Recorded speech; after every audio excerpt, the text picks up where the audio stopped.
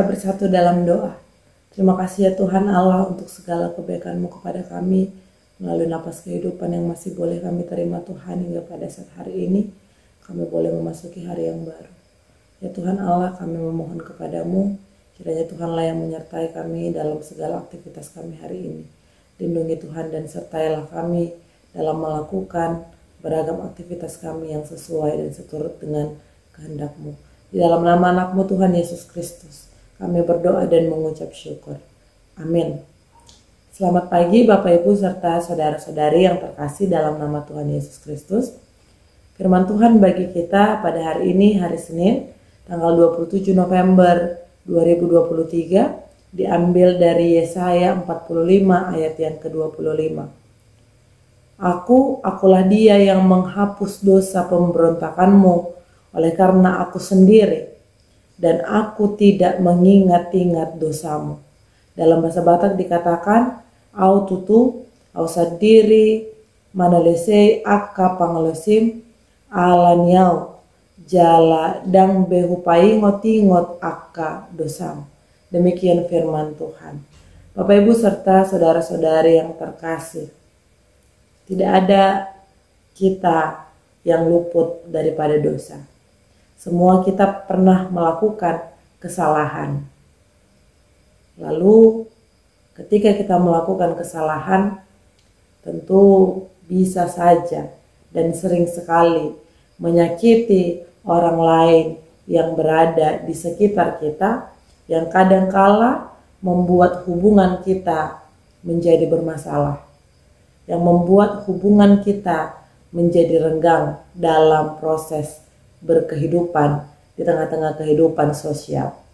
Bapak Ibu serta saudara-saudari yang terkasih, sebagaimana yang sudah kita ketahui, bagaimana relasi yang terbangun antara Allah dan Israel, di mana Allah telah memilih Israel sebagai bangsa pilihannya. Dia melindungi, membebaskan, menyertai bangsa Israel, menyelamatkan mereka dari tanah Mesir hingga mereka boleh sampai ke tanah perjanjian. Namun yang terjadi di sepanjang perjalanan kehidupan orang Israel, justru mereka melakukan beragam kesalahan yang menyakiti hati Allah, yang membuat Allah marah, yang membuat Allah harus menunjukkan keadilannya di tengah-tengah bangsa itu. Salah satu cara Allah untuk menunjukkan keadilannya adalah melalui pembuangan bangsa Israel. Pembuangan bangsa Israel merupakan salah satu bentuk bagaimana Allah mengajar, bagaimana Allah mendidik, menunjukkan hukum Allah dan keadilan Allah di tengah-tengah bangsa Israel. Akan tetapi ada sesuatu yang unik yang boleh kita baca melalui firman Tuhan hari ini. Ketika kita membaca di ayat yang ke-24, dikatakan bahwa bangsa Israel itu telah menyusahkan Allah dengan kesalahan-kesalahan mereka. Bapak Ibu serta saudara-saudari, ada sesuatu yang unik yang bisa kita lihat di sini. Justru di ayat 25 dikatakan bahwa Allah menghapus dosa pemberontakan orang-orang Israel.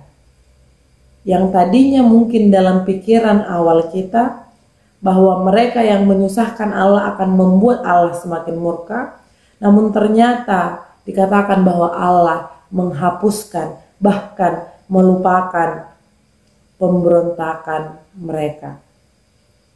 Ada sesuatu yang dapat kita pelajari, bahwa ternyata menyimpan kemarahan kepada orang lain, menyimpan kemarahan kepada sesama, justru itu menyusahkan hati kita.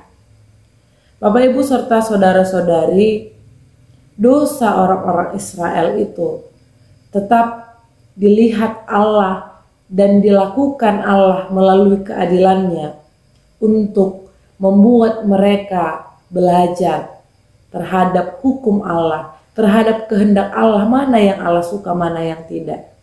Namun tidak hanya sekedar menghajar saja, menghukum saja, namun Allah sendiri melalui belas kasih-Nya mengungkapkan bahwa Tuhan itu menghapus dan mengampuni orang-orang Israel. Dan dikatakan bahwasanya pengampunan itu bukan dilihat dari kualitas orang Israel itu sendiri, melainkan dari keinginan Allah sendiri untuk menghapuskan, untuk melupakan pemberontakan yang dilakukan oleh orang Israel. Dan itu terbukti melalui firman Tuhan kita hari ini yang dimulai dengan pengenalan Allah, dengan menggunakan kata aku, akulah dia, au tutu, au sadiri, yang menunjukkan bahwa pengampunan itu merupakan inisiatif yang Allah lakukan untuk menunjukkan belas kasih-Nya kepada orang-orang Israel yang telah melukai hati Tuhan. Bapak, Ibu, serta saudara-saudari yang terkasih, setidaknya ada dua hal penting yang bisa kita pelajari melalui firman Tuhan hari ini. Yang pertama, Tuhan senantiasa mengasihi kita. Tuhan senantiasa membuka dirinya untuk mengampuni kita. Dan yang kedua, semoga pengampunan daripada Tuhan itu juga mengajari kita untuk mengampuni orang lain, untuk mengampuni orang yang telah melukai hati kita. Karena yang terpenting untuk mendapatkan hati yang damai adalah berdamai dengan beragam hal yang membuat kita menjadi susah, beragam hal yang melukai hati kita. Selamat melakukan aktivitas. Tuhan Yesus memberkati kita semua. Amin. Kasih karunia dari Tuhan Yesus Kristus serta kasih setia Allah Bapa dan persekutuan Roh Kudus memberkati dan menyertai kamu sekalian hari ini, esok, dan sampai selama-lamanya. Amin.